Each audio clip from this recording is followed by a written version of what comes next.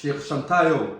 gabadh kula dhalatayna in ay baraha bulshada waxa ku soo bandhigto oo ayadoo mataqaanaa nooc walba ah ayadoo badda ku socoto ayadoo saas u boodboodaysa oo hadde subxaanaka yaa cadiib ah in ay TikTok dhex joogto oo muuqaalka ka daran yahay ay soo duubayso oo dhaqanka uu safiicneen adigana aad gabdho Soomaaliyeed oo aan waxba ka haleen maalin walbaba aad bursato oo aad daba socoto soo qalad ma sheekh Shantayo gabadhan iga gadaaleysa aad arkaysiin maalmahan TikTok ayada haysata muuqaalka ay soo dhigto marka uu ku jiro 10 daqiiqo waxa daawanaysa dad gaaraya 1 milyan sababtoo ah waxay banaanka si cad u keenaysaa ay ugu faanaysaa jirkeeda iyo ayadoo jinni u eg ayay keenaysaa ayadoo waxay keenaysaa marada ay ka qafiifsan tahay baatiga oo ka qafiifsan yahay oo mataqaanaa baatiyada liida Suuriyaanka waa aragteen oo Abu Hindiga ah oo aad ka qafiifka u ah ayadoo wada kaliya ayay isi soo duubtaa gabadhan markaas wixii dhalinyaro iyo wixii iska bulo ahaa oo dhan ee habeenkii oo dhan soo bursanayaan muuqaaladeeda like waxay gaaraan dad ka dhaafaya 100,000 ayaa la garaysa muuqaaladeeda waxa daawata dad malaayiin ah ayaa daawata gabadhan galab kasta gabadhan liido ayay joogtaa gabadhan galab kasta waxay taagan tahay ay muuqaalada ku duubtaa xeebta liido ayay joogtaa marka aniga waxyaabaha aan la yaabo waxa kamid ah gabadhan ayada waxay rabtaa in la daawado oo ay dharka u dhigatay in ay views badan heshay oo ay u sameeyeen waxaan laakiin waxa la yaabana sheekh Shantayo ninka leeyahay oo gabadhan ay sheeg maxaa leeyahay qaraabo oo yihiin oo wax isku yihiin san xogta ku hayo midaan inuu indhaha u shito sheekhu oo soo karbaasha laga yaabo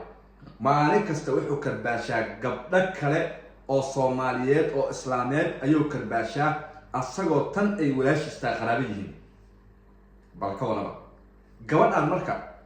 gabadhan muuqaaladeeda haddaad aragto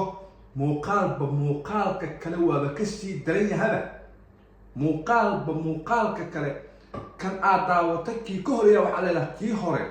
ayay qaftaan macquul aheed leedahay kan midka kale waa ka sii daran yahay sida muuqaaladeeda ay yihiin sida muuqaaladeeda ay markiiba adiga dhan ay kugu furi karaan buuq sida muuqaaladeeda markiiba cirka ku geey karaan oo ku yaaci karaan sida ay tahay qaftaan gabadhan marka oo galab alla keeno liido dhaqankaas la taagan oo aan ognahay in gabdho badan oo fiican oo Soomaali inay jiraan waxa faafinaysa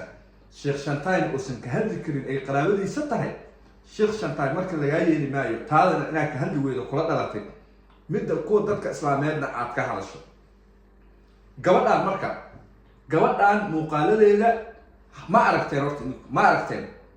gabadhan isbuucan hadaysan malyan gaar isbuuca dambe waa gaaray sababtoo ah waxa ay soo duubayso waa wax iska buladu ay mataqaanaa waa muuqaalada iska bulada muuqaalada ay soo geliso waa muuqaalo oo mataqaanaa xadkii ka gudbay oo xadkii ka tilaabay waa muuqaalo dhaqanku aad u liito waa muuqaalo waxa way haddaad aragtid aad ka yaxyaxoonayso oo midba midka kale ka sii dareeya marka gabadha waxaan farayaa fariin walaalay intaad soo gudbi karto muuqaalka kale ka daran yahay oo ka foolxun yahay waa soo gudbisay like badan iyo views badan waa heshay hadda xoogaa noo bedel oo mataqaanaa muuqaalada saan ah oo 4 saac soo duubayso dhalinyarada Afrika ku baabiyo tan iga daysid ugu yaraan muuqaalada isdhex galgeli oo muuqaalo kala duwan noo soo duub